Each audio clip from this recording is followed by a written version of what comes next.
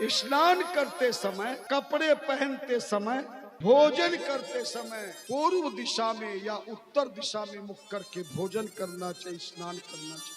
दिशाओं से दशा बनती है।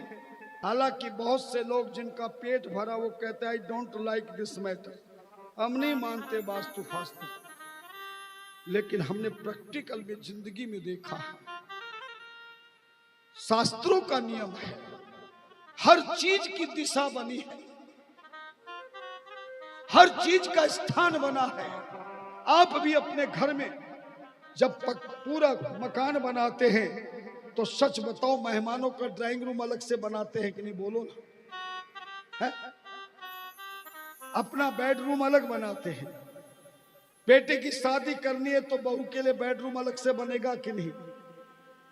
या यो कह दो कि बेटा तू ऊपर सो जा, हम नीचे सो जाते।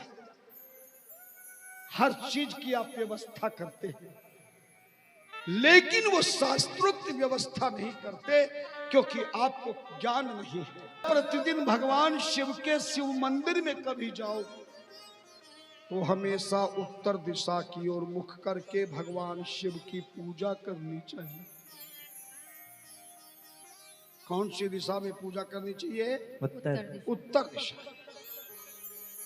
और जो पढ़ना चाहते हैं, पढ़ने वाले विद्यार्थी हैं, जिनकी याददाश्त कमजोर है, पढ़ने में कमजोर है, याद नहीं रहता है, तो पढ़ने वाला विद्यार्थी यदि उत्तर दिशा की ओर मुख करके अगर पढ़ाई करेगा तो उत्तर दिशा का इतना बड़ा शक्ति है कि उत्तर दिशा की ओर मुख करके पढ़ने वाले को जितना पढ़ाई करेगा उससे ज्यादा याद रहेगा।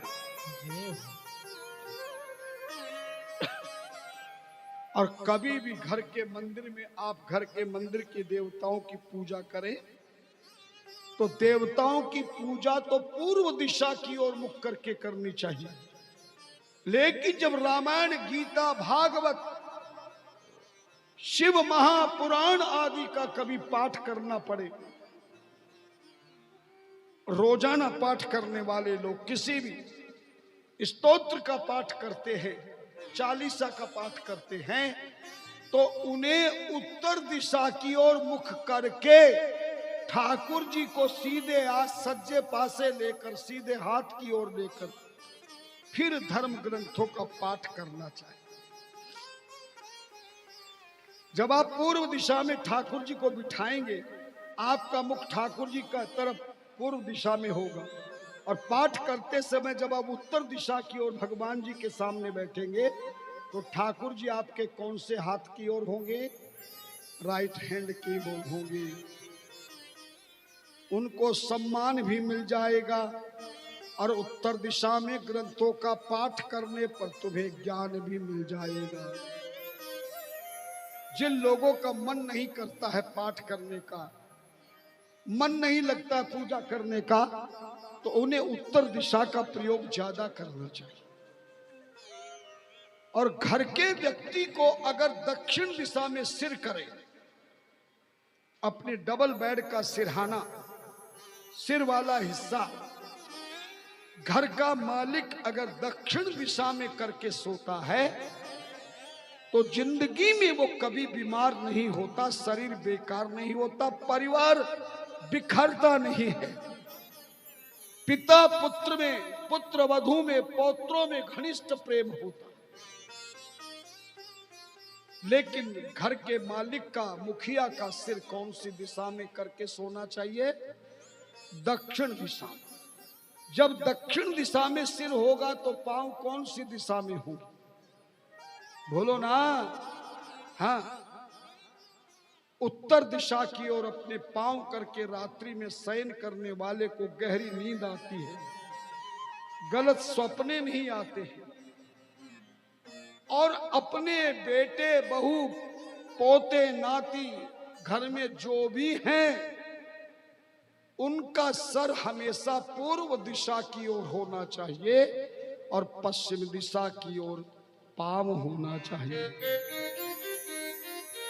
आपके घर में जो बेड है, चारपाई है, पलंग है, केवल दो ही दिशा सिर करने लायक हैं। घर के मालिक का दक्षिण की ओर सिर हो और परिवार के अन्य लोगों का सिर कौन सी दिशा की ओर हो? पूर्व दिशा की। पुरतः सर्वदेवाश्च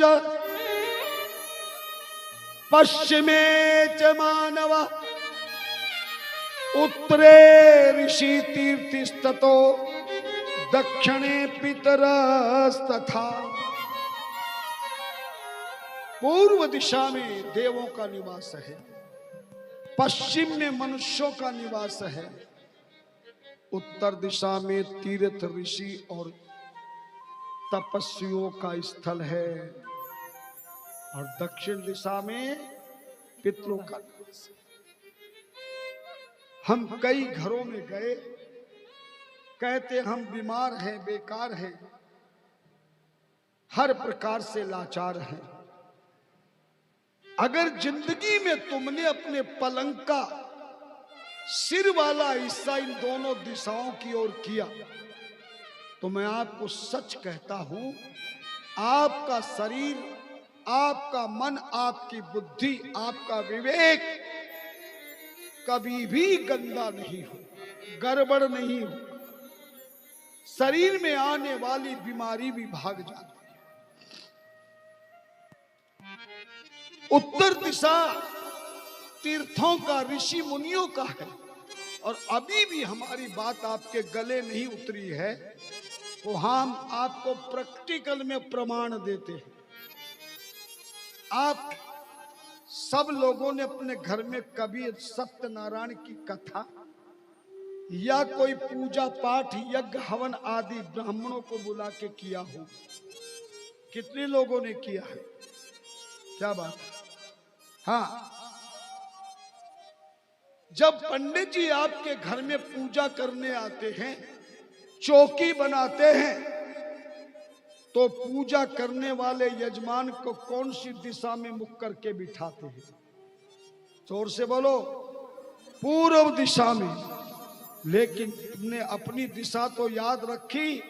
आचार्य जी जो पूजन कराने वाले हैं, मंत्र बोलने वाले हैं, वो कौन सी दिशा में बैठते हैं? उत्तर।